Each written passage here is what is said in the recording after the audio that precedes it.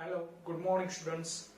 મિત્રો, લાસ્ટ લેક્ચરમાં આપણે સ્પ્રિંગમાં સંગ્રહ પામેલ સ્થિતિસ્થાપક સ્થિતિ ઉર્જા આ ટોપિક પૂર્ણ કરેલો છે. તો હવે મિત્રો આપણે આજના વિડિયો લેક્ચરમાં આ ટોપિકને લગતા ઉદાહરણના દાખલા સોલ્વ કરીશું.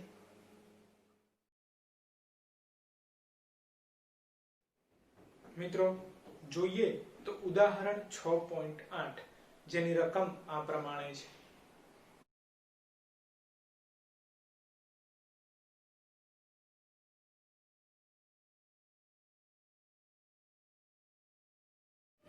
મિત્રો ઉદાહરણ 8 ની રકમમાં આપણને આપેલું છે કે કોઈ એક કાર સ્પ્રિંગ તરફ ગતિ કરે છે. જો આ સ્પ્રિંગ છે અને કોઈ એક કાર સ્પ્રિંગ તરફ ગતિ કરતી આવે છે તો સિમ્પલ છે કે સ્પ્રિંગનું સંકોચન થશે, કારણ કે કાર એની ઉપર પ્રેશર એપ્લાય કરે પરિણામે સ્પ્રિંગનું સંકોચન થશે. તો આપણને ક્વેશ્ચન કરેલું છે કે આ સ્પ્રિંગ માટે મહત્તમ સંકોચન આપણે શોધવાનું છે, જેને આપણે x મેક્સિમમ એટલે કે xm કહીશું, રાઈટ? જેના માટે આપણને અમુક કિંમતો આપેલી છે, જેમ કે જે કાર યુઝ કરેલી છે એ કારનું દળ આપેલું છે જે છે 1000 કિલોગ્રામ, એટલે આપણે લખેલ છે m = 1000 કિલોગ્રામ, રાઈટ?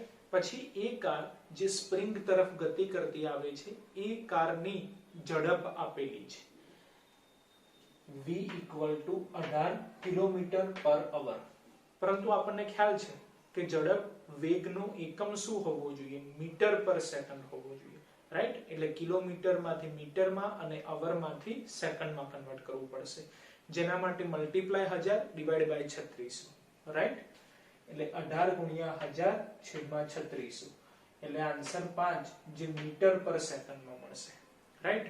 અને જે સ્પ્રિંગ વાપરેલી છે એ સ્પ્રિંગનો બળ અચળાંક પણ આપેલો છે k = 6.25 × 10³ ન્યૂટન/મીટર, રાઈટ? જો આખી પરિસ્થિતિ આપણે આકૃતિમાં દર્શાવેલી છે. મિત્રો આકૃતિનો આ જે બ્લેક કલરનો ભાગ છે એ અત્યારે તમારે જોવાનો નથી, એના સિવાયની આકૃતિ જોવાની છે, રાઈટ? જો તો આ એક સ્પ્રિંગ આપણે ધ્યાનમાં લીધેલી છે કે જેનો બળ અચળાંક k જેટલો છે, બરાબર? કોઈ એક કાર કે જે m એટલે કે 1000 કિલોગ્રામ જેટલું દળ ધરાવે છે, એ કાર v જેટલા વેગથી સ્પ્રિંગ તરફ ગતિ કરે છે, રાઈટ? પરિણામે સ્પ્રિંગનું સંકોચન થશે. તો એ સ્પ્રિંગનું મહત્તમ સંકોચન xm આપણે શોધવાના છે. બોલો, ખ્યાલ આવી ગયો દાખલો? તો હવે સિમ્પલ છે કે કાર v જેટલા વેગથી ગતિ કરતી સ્પ્રિંગ તરફ આવે છે, એનો વેગ v જેટલો છે, ધેટ મીન્સ કે એમાં કંઈક ગતિ ઉર્જા ઉત્પન્ન થશે, રાઈટ? અને સામે કાર v જેટલા વેગથી ગતિ કરતી આ દિશામાં આવે છે એટલે કે સ્પ્રિંગ તરફ આવે છે, તો સ્પ્રિંગનું સંકોચન થાય છે, રાઈટ? તો મિત્રો આપણે ભણી ગયા કે સ્પ્રિંગનું જ્યારે પણ સંકોચન થાય અથવા વિસ્તરણ થાય ત્યારે સ્પ્રિંગમાં પણ સ્થિતિ ઉર્જા ઉત્પન્ન થાય છે, કારણ કે એનું સંકોચન થાય અથવા વિસ્તરણ થાય એટલે કે એની સ્થિતિ બદલાય છે, રાઈટ? તેમાં સ્થિતિ ઉર્જા ઉત્પન્ન થશે. તો અત્યારે આપણે એવું કહી શકાય કે આ સ્પ્રિંગ ક્યારે દબાય છે? જ્યારે કાર એની તરફ ગતિ કરતી આવે છે ત્યારે, રાઈટ? એટલે કારનો વેગ છે તો એની ગતિ ઉર્જા છે, અને એ ગતિ ઉર્જાના કારણે સ્પ્રિંગનું સંકોચન થાય છે, પરિણામે એની સ્થિતિ બદલાય છે, એટલે કે આટલી સાઈઝમાં હતી તો હવે આટલી સાઈઝમાં થઈ જશે. એટલે સ્પ્રિંગનું સંકોચન થાય છે. કોના કારણે? તો કારની ગતિ ઉર્જાના કારણે, રાઈટ? એટલે કહી શકાય કે કારની ગતિ ઉર્જા એ જ છે સ્પ્રિંગની સ્થિતિ ઉર્જા, રાઈટ? કારણ કે કારની ગતિના કારણે સ્પ્રિંગની સ્થિતિ બદલાય છે, બરાબર છે?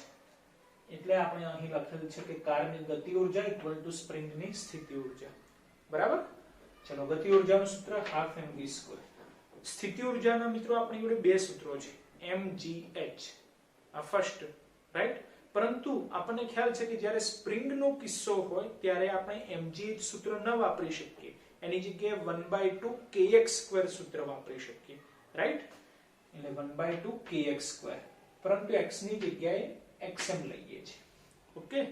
તો xm આપણે શોધવાના છે, જેના માટે 2 કેન્સલ કરી દઈએ, xm ને કરતા બનાવો તો k છેદમાં આવી જશે, અને આનો વર્ગ છે એટલે સામે વર્ગમૂળ આવી જશે. તો સૂત્ર થઈ જશે વર્ગમૂળમાં m/k * v. Right v square છે એટલે ખાસ ધ્યાનમાં રાખવાનું કે v નું વર્ગમૂળ નહીં આવે બરાબર ચલો m ની વેલ્યુ તો 1000 છેદમાં k ની વેલ્યુ તો 6.25 ગુણ્યા 10 ની 3 ઘાત જેનું વર્ગમૂળ છે ગુણાકારમાં વેગની વેલ્યુ છે 5 બરાબર 1000 ભાગ્યા 6.25 કરવાના બરાબર અને મલ્ટીપ્લાય 10⁻³ થશે કારણ કે 10⁻³ ઉપર જશે એટલે 10⁻³ બરાબર તો આન્સર આવશે 0.16 અને એનું વર્ગમૂળ લેવાનું 0.16 એનું વર્ગમૂળ એટલે 0.4 અને જોડે 5 તો ગુણાકારમાં જ છે કરો કેલ્ક્યુલેટર વડે 0.4 ગુણ્યા 5 આન્સર આવશે 2 એક્સેન્ટ જે અંતર દર્શાવે છે એટલે મીટર એકમ થશે રાઈટ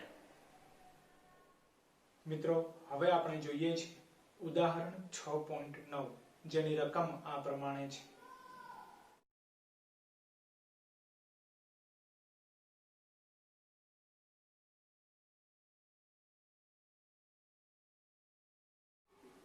મિત્રો ઉદાહરણ 9 ની રકમ પરથી તમને ખ્યાલ આવી ગયો હશે કે દાખલો બેઠો ઉદાહરણ 8 જેવો છે ફક્ત માઇનોર ચેન્જ કરેલો છે જેમ કે ઉદાહરણ 8 ની રકમ જુઓ તો તમને ખ્યાલ આવશે કે ઉદાહરણ 8 ની રકમમાં આપણને આપ્યું હતું કે જે રસ્તો છે એ રસ્તો લીસો છે જ્યારે ઉદાહરણ 9 ની રકમમાં આપેલું છે કે રસ્તામાં કંઈક ઘર્ષણ બળ છે જેના કારણે ઘર્ષણાંક μ ની વેલ્યુ આપેલી છે 0.5 અને એ જે માઇનોર ચેન્જ ઘર્ષણ બળને લગતો જે ચેન્જ છે એના કારણે જ મિત્રો ખાસ ધ્યાન રાખજો કે ઉદાહરણ 6.9 IMP દાખલો છે તો ખાસ રિક્વેસ્ટ છે કે દરેક વિદ્યાર્થી મિત્રોએ આ દાખલો ધ્યાનથી સમજવો અને પછી નોટબુકમાં મોઢે ઉતારવાનો ટ્રાય કરવાનો છે રાઈટ તો ઉદાહરણ 9 ની રકમમાં આપણને ફક્ત ઘર્ષણ બળનો માઇનોર ચેન્જ આપેલો છે બાકી રકમ ઉદાહરણ 8 ની જ છે જે વેલ્યુઝ છે એ પણ બેઠી ઉદાહરણ 8 ની એઝ ઇટ ઇઝ છે બરાબર નવી વેલ્યુ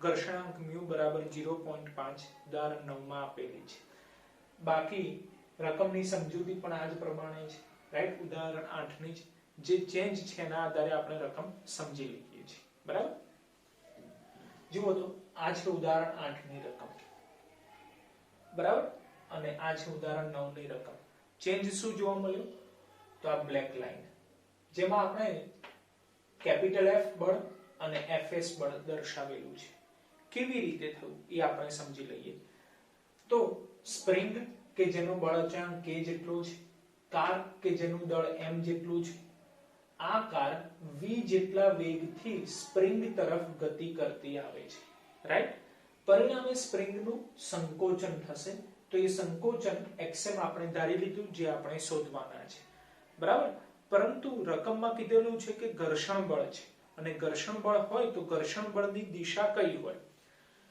બોલો ઘર્ષણ બળની દિશા કઈ હોય તો સિમ્પલ આપણને ખ્યાલ છે કે જે દિશામાં ગતિ થાય તેનાથી વિરુદ્ધ દિશામાં ઘર્ષણ બળ લાગુ પડે રાઈટ એટલે જે દિશામાં ગતિ થાય તેનાથી વિરુદ્ધ દિશામાં ઘર્ષણ બળ લાગુ પડે બરાબર છે એટલે ગતિ આ દિશામાં થાય છે તો ઘર્ષણ બળ એનાથી વિરુદ્ધ દિશામાં આપણે દર્શાવેલું છે Fs શું છે ઘર્ષણ બળ છે ઓકે અને જો કાર આ દિશામાં ગતિ કરતી આવે તો સ્પ્રિંગનું સંકોચન થાય છે રાઈટ તો મિત્રો આપણને ખ્યાલ છે કે સ્પ્રિંગ એ સ્થિતિસ્થાપકતાનો ગુણધર્મ ધરાવે છે ધેટ મીન્સ કે તેમાં પુનઃસ્થાપક બળ ઉદ્ભવે છે બરાબર તો એ પુનઃસ્થાપક બળની દિશા કઈ હોય તો હુકનો નિયમ યાદ કરો હુકનો નિયમ આપણે ભણી ગયા છે F ચલે છે -x F એ શું છે પુનઃસ્થાપક બળ x એ શું છે તો સ્થાનાંતર છે તો કહી શકાય કે પુનઃસ્થાપક બળ અને સ્થાનાંતર એકબીજાના સમપ્રમાણમાં હોય છે પરંતુ બંનેની દિશા કેવી હોય છે પરસ્પર વિરુદ્ધ હોય છે જે કારણોસર આપણે -x લખીએ છીએ રાઈટ એટલે કાર એ v જેટલા વેગથી આ દિશામાં ગતિ કરે છે તો આ જે સ્પ્રિંગ છે એનું સંકોચન થાય છે તો જે દિશામાં એનું સ્થાનાંતર થાય છે એનાથી વિરુદ્ધ દિશામાં પુનઃસ્થાપક બળ ઉદ્ભવે એટલે કેપિટલ F એ પુનઃસ્થાપક બળ દર્શાવે છે બોલો ખ્યાલ આવ્યો કેપિટલ F પુનઃસ્થાપક બળ દર્શાવે છે Fs ઘર્ષણ બળ દર્શાવે છે રાઈટ તો હવે આ બંને બળો વડે થતું કાર્ય આપણે ફાઇન્ડ આઉટ કરી દઈએ જુઓ ઘર્ષણ બળ અને પુનઃસ્થાપક બળના કારણે કુલ કાર્ય W ચલો પુનઃસ્થાપક બળ વડે થતું કાર્ય તો પુનઃસ્થાપક બળ કોનામાં ઉદ્ભવે છે તો સ્પ્રિંગમાં ઉદ્ભવે છે બોલો સ્પ્રિંગ માટે કાર્યનું સૂત્ર તો આપણે લાસ્ટ લેક્ચરમાં ભણી ગયા હાફ k xm2 રાઈટ જે એની સ્થિતિ ઊર્જાનું સૂત્ર છે બરાબર છે કારણ કે આપણને ખ્યાલ છે કે ઊર્જા એ જ કાર્ય છે બરાબર એટલે હાફ k xm2 પુનઃસ્થાપક બળ વડે થતું કાર્ય પ્લસ ઘર્ષણ બળ વડે થતું કાર્ય બોલો કાર્યનું સૂત્ર બળ ગુણ્યા સ્થાનાંતર સ્થાનાંતર કેટલું છે તો xm જેટલું છે બળ કેટલું છે તો કયું બળ લાગુ પાડેલ છે ઘર્ષણ બળ બોલો ઘર્ષણ બળનું સૂત્ર તો F μ n રાઈટ એટલે μ n જે છે બળ અને સ્થાનાંતર જે છે xm ઓકે ચલો એટલે half k xm2 plus μ n બોલો n mg લખાય ચેપ્ટર નંબર 5 માં આપણે ભણી ગયા n એટલે કે પદાર્થ પર ઉર્ધ્વ દિશામાં લાગતું લંબરૂપી બળ અને mg પદાર્થના દળના કારણે અધો દિશામાં લાગતું વજન બળ mg જ્યારે પદાર્થ સંતુલિત અવસ્થામાં હોય ત્યારે ઉર્ધ્વ દિશામાં લાગતું લંબ બળ n અને અધો દિશામાં લાગતું વજન બળ mg નું મૂલ્ય કેવું થાય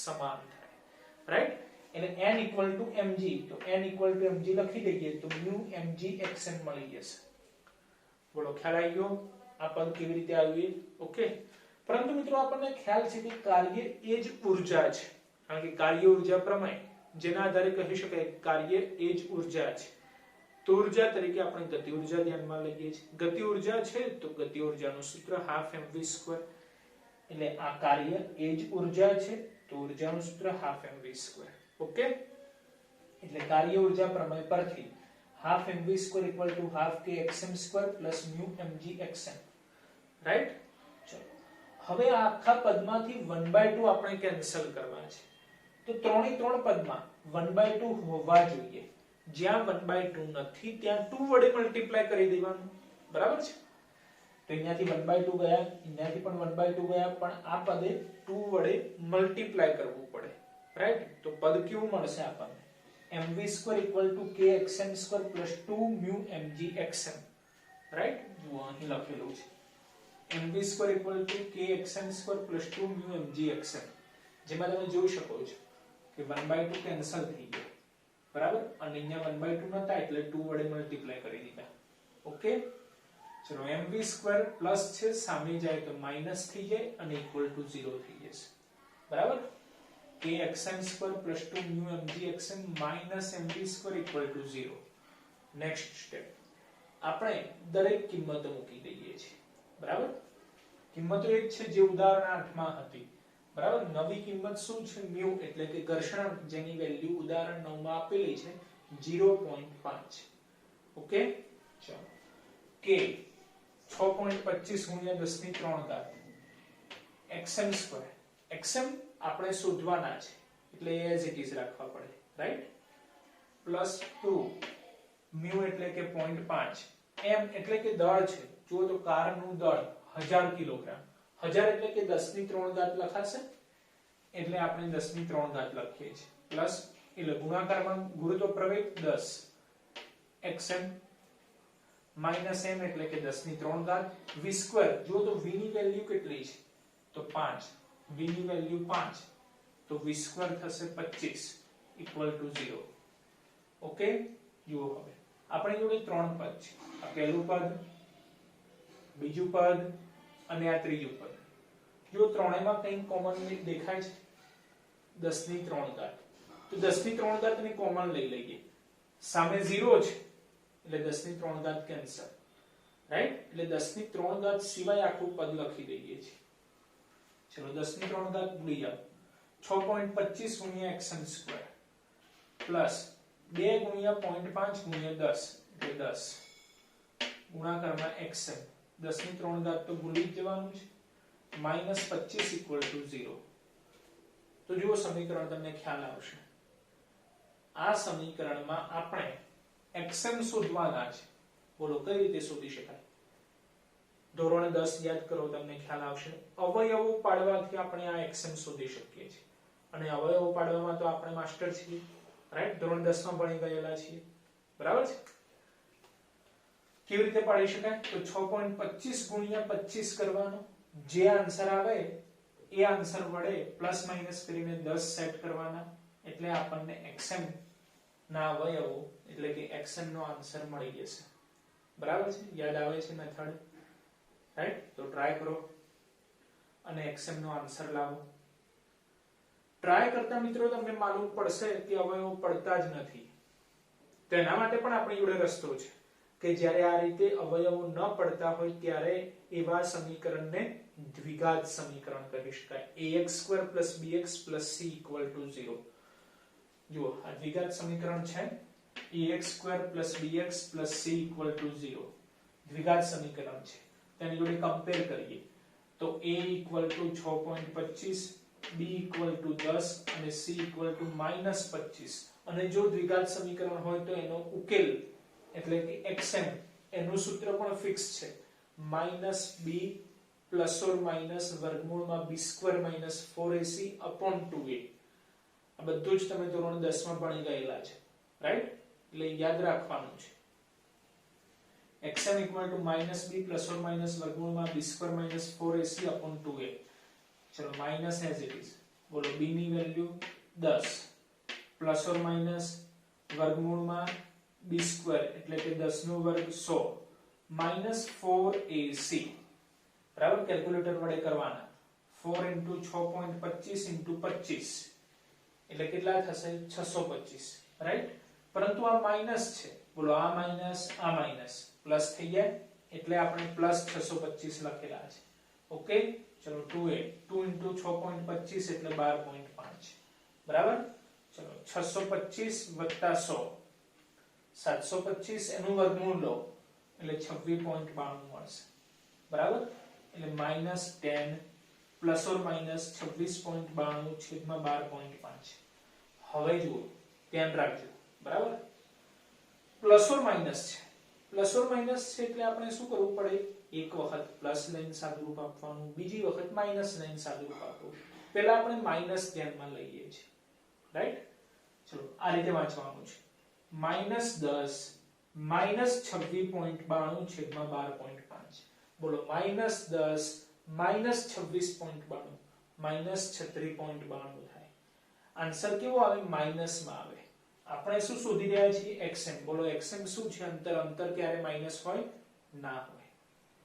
અંતર ક્યારે માઈનસ ન હોય. જે કારણોસર આપણે કહી શકીએ કે માઈનસ આપણે ધ્યાનમાં ન લઈ શકાય. બોલો માઈનસ ધ્યાનમાં ન લઈ શકાય તો પ્લસ ધ્યાનમાં લઈએ. રાઈટ? તો હવે આ રીતે બોલવાનું છે. -10 +26.92. બોલો -10 +26.92 તો 16.92 /12.5. કરો કેલ્ક્યુલેટર વડે. આન્સર આવશે 1.35 મીટર. અને એ કેવું મળે છે? પ્લસ મળે છે.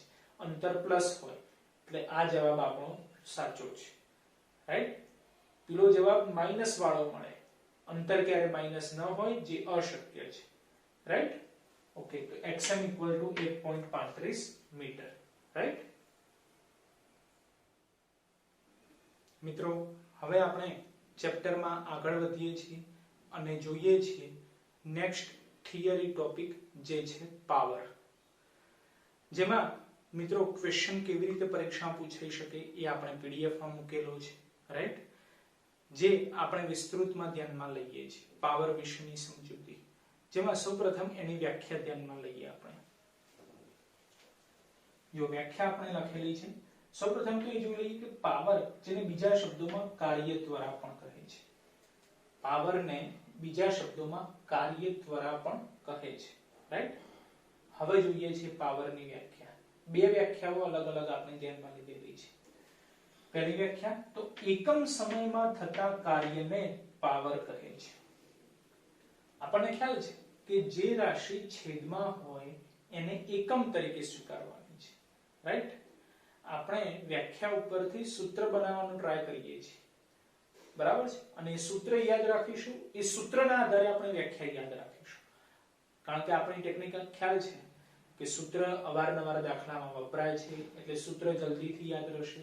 અને સૂત્ર ઉપરથી વ્યાખ્યા કેવી રીતે બનાવવી એ આપણને આવડે છે. રાઈટ? અને વ્યાખ્યા ઉપરથી પણ સૂત્ર કેવી રીતે બનાવવું એ પણ આપણને આવડે છે. બરાબર છે? તો જે રાશિ છેદમાં છે ને આપણે એકમ તરીકે લઈએ છીએ. તો અત્યારે એકમ સમય છે, ધેટ મીન્સ કે સમય એકમ છે તો સમય છેદમાં હોવો જોઈએ, રાઈટ? અને કાર્યને તો કાર્ય અંશમાં હોવું જોઈએ. એટલે કાર્ય છેદમાં સમય, બોલો પાવર કહેવાય વ્યાખ્યા પ્રમાણે. કાર્ય છેદમાં સમય ઇક્વલ ટુ પાવર. એકમ સમયમાં થતા કાર્યને પાવર કહે છે. બીજી વ્યાખ્યા જોઈએ. કાર્ય કરવાના સમય દરને પાવર કહે છે. થોડી ઘણી સેમ લાગે છે. કાર્ય કરવાના સમય દરને પાવર કહે છે. કાર્ય છેદમાં સમય, ધેટ મીન્સ પાવર નું સૂત્ર થઈ ગયું પાવર P ઇક્વલ ટુ કાર્ય W અપોન છેદમાં સમય T. P equal to W by T યાદ રાખો. બોલો P equal to W by T, જેના આધારે આપણને વ્યાખ્યા સેટ કરતા આવડે. એકમ સમયમાં થતા કાર્યને પાવર કહે છે. કાર્ય કરવાના સમય દરને પાવર કહે છે. બોલો ક્લિયર? હવે આપણે એવું ધ્યાનમાં લઈએ છીએ કે કોઈ પદાર્થ છે, એ પદાર્થ ઉપર ડેલ્ટા W જેટલું કાર્ય થાય છે. કેટલા સમય પૂરતું? તો ડેલ્ટા T સમય પૂરતું. કોઈ પદાર્થ ઉપર ડેલ્ટા T સમય પૂરતું ડેલ્ટા W જેટલું કાર્ય થાય છે. ધારો કે કોઈ પદાર્થ પર ડેલ્ટા T સમયમાં ડેલ્ટા W જેટલું કાર્ય થતું હોય તો આ વ્યાખ્યા પ્રમાણે સરેરાશ પાવર. મિત્રો ચેપ્ટર નંબર 3 માં આપણે ભણી ગયા સરેરાશ, એના ઉપરથી તત્કાલીન સરેરાશ માટે આપણે ટ્રાયેંગલ બ્રેકેટ કરીએ છીએ. તો સરેરાશ power triangle bracket P equal to કાર્ય છેદમાં સમય. બોલો કાર્ય કેટલું છે? Delta W. સમય કેટલો છે? Delta T. બરાબર? સરેરાશ ઉપરથી તત્કાલીનમાં જવું હોય તો શું કરવું પડે? લિમિટ ધ્યાનમાં લઈએ. બોલો લિમિટ ધ્યાનમાં લઈએ તો ડેલ્ટા ની જગ્યાએ D સિમ્બોલ આવી જાય. ઓકે? તો તત્કાલીન power P equal two limit delta T tends to 0 delta W upon delta T. Delta ની જગ્યાએ લિમિટ ના લીધે D આવી જશે એટલે dW અપોન dt. ઓકે? ચલો હવે આપણે એવું ધ્યાનમાં લઈએ છીએ કે કોઈ પદાર્થ ઉપર વેક્ટર F જેટલું બળ એપ્લાય કરીએ છીએ. પદાર્થ ઉપર જો બળ એપ્લાય કરીએ તો સિમ્પલ છે કે પદાર્થ કંઈક સ્થાનાંતર અનુભવશે, રાઈટ? એટલે કે પદાર્થ ગતિમાં આવશે. ધારો કે પદાર્થ dr વેક્ટર જેટલું સ્થાનાંતર અનુભવે છે, બરાબર? જો પદાર્થ પર વેક્ટર F બળ લગાડતા dr વેક્ટર સ્થાનાંતર થતું હોય તો કાર્યનું સૂત્ર બળ ગુણ્યા સ્થાનાંતર. બોલો બળ કેટલું? Vector F. સ્થાનાંતર કેટલું? dr vector. કાર્ય W equal to vector F dot dr vector. બોલો કાર્યનું સૂત્ર મળી ગયું તો એ સૂત્ર અહીંયા મૂકી દેવાનું. કાર્યનું સૂત્ર આ સ્થાને મૂકી દેવાનું છે, રાઈટ? તો પાવરનું નવું સૂત્ર આપણને મળશે. Power P equal to d by dt as it is. d by dt as it is. W ની જગ્યાએ શું લખાશે? Vector F dot dr vector. બરાબર? અને હવે ધ્યાન આપજો. વેક્ટર F નું t ની સાપેક્ષે વિકલન ન થાય, વેક્ટર F બળનું સમયની સાપેક્ષે વિકલન ન થાય એટલે વેક્ટર F બહાર આવી જશે. કારણ કે આ અચળ છે, વિકલનની બહાર આવી જશે.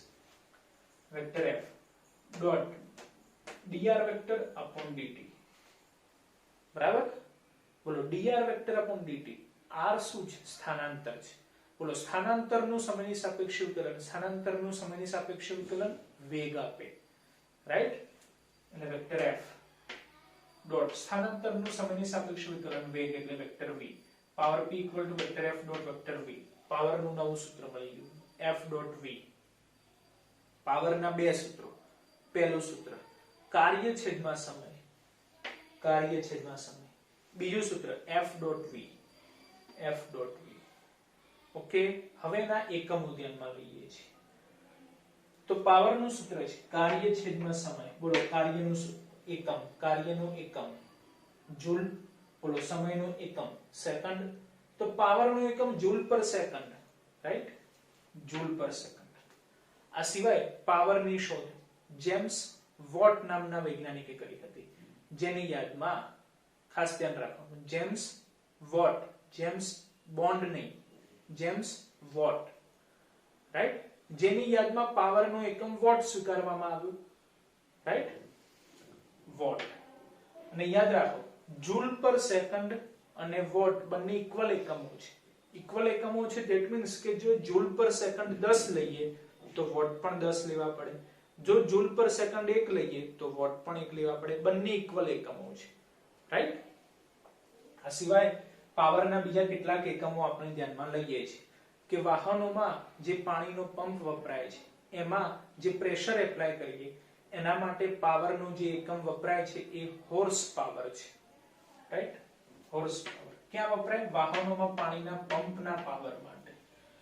તો આ હોર્સ પાવર એકમ છે, પણ મેઇન એકમ કયો છે? વોટ અથવા જૂલ પર સેકન્ડ, રાઈટ?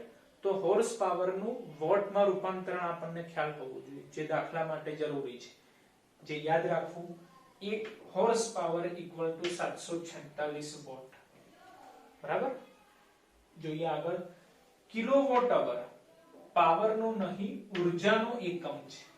મિત્રો તમે કેટલીક વખત જોયું હશે કે આપણા ઘરે મીટર લગાવેલું હોય તો મીટરમાં એક ડિસ્ક આ રીતે ગોળ ફરતી રહે છે, રાઈટ? સિલ્વર કલરની આ રીતે એક ડિસ્ક ગોળ ફરતી દેખાય છે. એની બાજુમાં નીચે રીડિંગ દેખાતા હશે, બરાબર? આંકડા બદલતા જતા હશે, રીડિંગ દેખાતા હશે. રીડિંગની બાજુમાં એકમ જોવાનું ટ્રાય કરજો. એકમ કિલોવોટ અવર આ રીતે લખેલું જોવા મળશે, કિલોવોટ અવર. જે ધ્યાન રાખો, પાવરનો એકમ નથી. કોનો એકમ છે? ઉર્જાનો એકમ છે, રાઈટ? અને કિલોવોટ અવરની વ્યાખ્યા તો 1 કિલોવોટ જેટલા અચળ દરે 1 કલાકમાં થયેલા કાર્યને કિલોવોટ અવર કહે છે. ફરીથી રિપીટ કરું છું. 1 કિલોવોટ જેટલા અચળ દરે 1 કલાકમાં થયેલા કાર્યને કિલોવોટ અવર કહે છે. કિલોવોટ અવર જે ઉર્જાનો એકમ છે, તો ઉર્જાનો એકમ તો આપણને ખ્યાલ છે કે જૂલ હોવો જોઈએ. તો કિલોવોટ અવરમાંથી જૂલમાં કન્વર્ટ કરતા પણ આવડવું જોઈએ, ત્યારે દાખલા ઈઝી પડશે. તો એ રિલેશન પણ ધ્યાનમાં રાખવાનું. 1 kilowatt hour equal to 3.6 × 10⁶ joule, right? એટલે મિત્રો આ બંને કન્વર્ઝેશન દાખલા માટે ખાસ ધ્યાનમાં રાખવાના છે. ઓકે? તો મિત્રો ખાસ યાદ રાખો કે પાવરની થિયરી પણ પરીક્ષા માટે ખૂબ જ ઇમ્પોર્ટન્ટ છે. એટલે આજના વિડિયો લેક્ચરમાંથી દરેક વિદ્યાર્થી મિત્રોએ ઉદાહરણ 6.9 અને પાવર આ બંને ક્વેશ્ચન પીડીએફ માં આપેલા છે. તો પીડીએફ માંથી મોઢે તૈયાર કરીને નોટબુકમાં લખવાના છે, રાઈટ?